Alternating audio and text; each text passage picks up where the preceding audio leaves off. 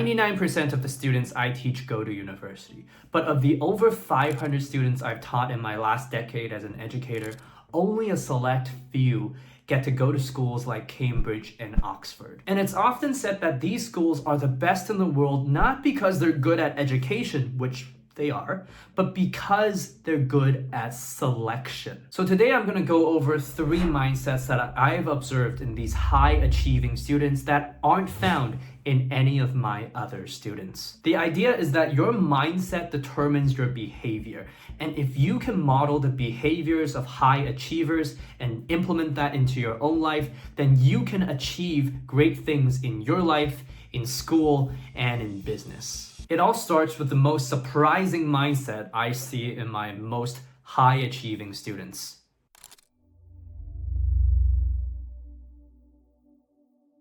Paranoia is generally seen as a really bad thing, but the paranoia that I'm talking about is not this general sense of fear and anxiety, but it's a specific mindset that directs individuals to prepare meticulously and guard against their own potential failures and setbacks. It is characterized by a persistent worry and the need to take every action to ensure our own success. And I want to tell you about Jason, one of my students.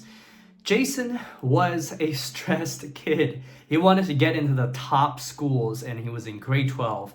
And so he probably came to me 10 times to proofread his application. But after submitting the applications, he still had to go through interviews. And so he prepared meticulously. He read up on advanced topics. He practiced interview skills. He went and asked multiple different people and he even paid people to interview him so he could get better. And so come interview day, he goes in for the interview, but the internet doesn't work. That was something he did not factor for. That was something he could not control. And so he was 10 minutes late to his interview. And he came out of that interview so dejected, thinking that he had ruined his only opportunity that he had prepared for the last 3 years for. But flash forward 2 months, boom, acceptance into Cambridge. Boom, acceptance into UCLA. I mean, I was so happy for the kid. He meticulously prepared as well as he could for every single situation. He left nothing on the table. And so even though his application process wasn't smooth sailing, he still got the result he wanted. And that's the characteristic I see in a lot of high achievers. They don't go through life without any obstacles. In fact, they have obstacles and they do feel broken when they face those obstacles, but they've prepared so meticulously well that everything else makes up for that failure that they encounter. Okay, so maybe you can't really decide to be insecure, but this next mindset is definitely something you can develop for yourself. And it's actually the most common one I see among my most high-achieving students.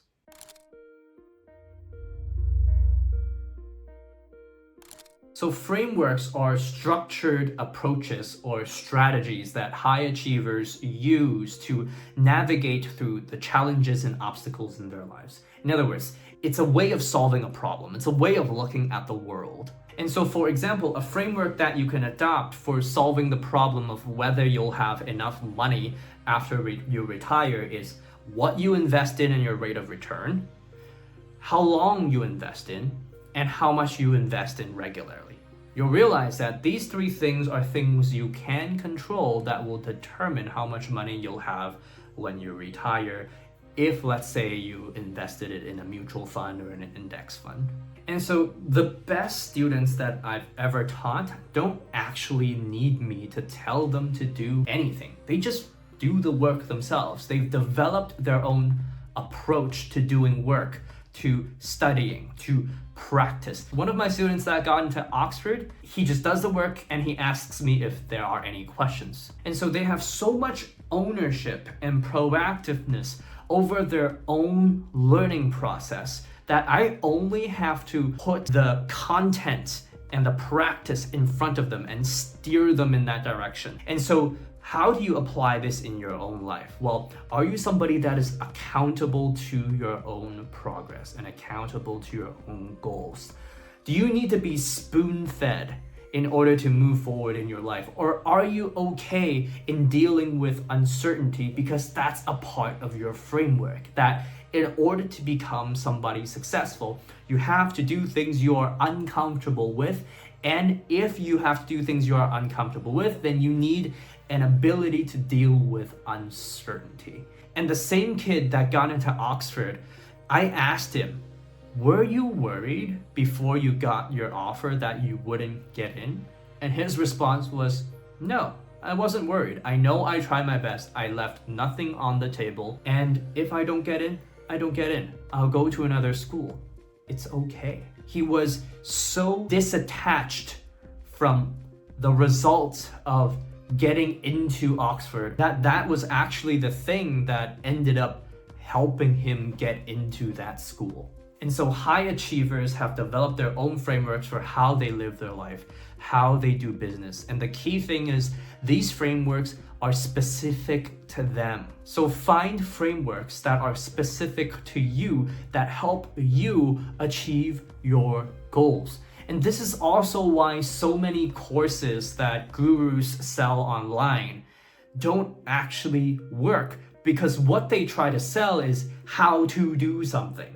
When in reality, what they should be selling is how I did something.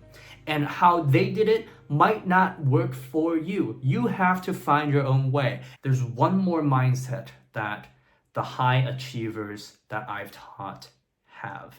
And this last mindset works together with the last two mindset and behaviors to create true high achievers.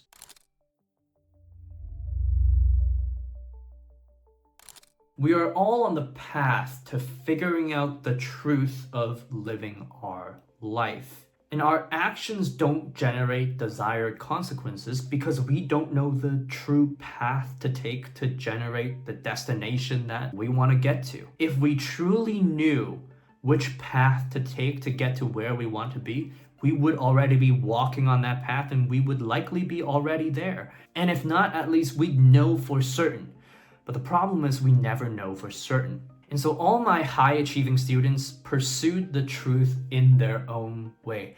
They knew that if they knew the truth behind how to do something, they could do it better, whether it was in math, whether it was in economics, whether it was in science or business. The same thing applies to living our lives.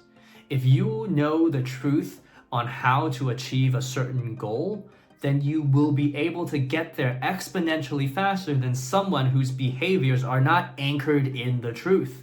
I mean, many people are just living this false narrative, and they think living this false narrative will give them happiness, will give them a happy relationship, will increase their standard of living. Just look at the amount of Americans in consumer debt today, thinking that getting into credit card debt will actually improve their lives because they get to enjoy all of these things that they bought with the bank's money. You see, knowledge is power. It's power over your own life and what you can create in your life. But knowledge is also something that you need time to gain. Finding out what the truth actually is requires a lot of time.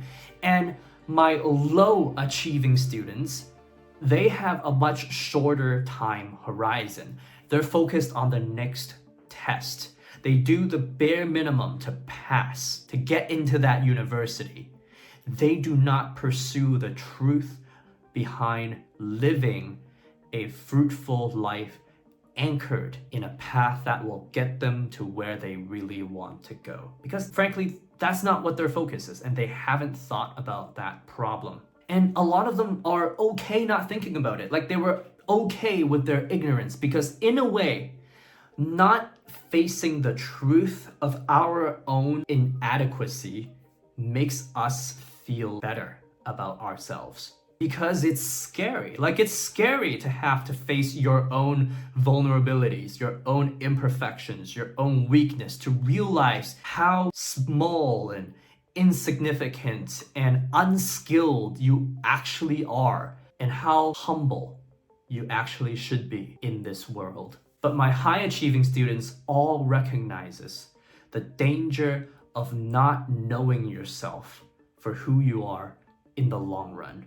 The danger of living in denial of who you actually are. Instead, they face their failures. They ask the hard questions. And what happens? They get rewarded for it over time.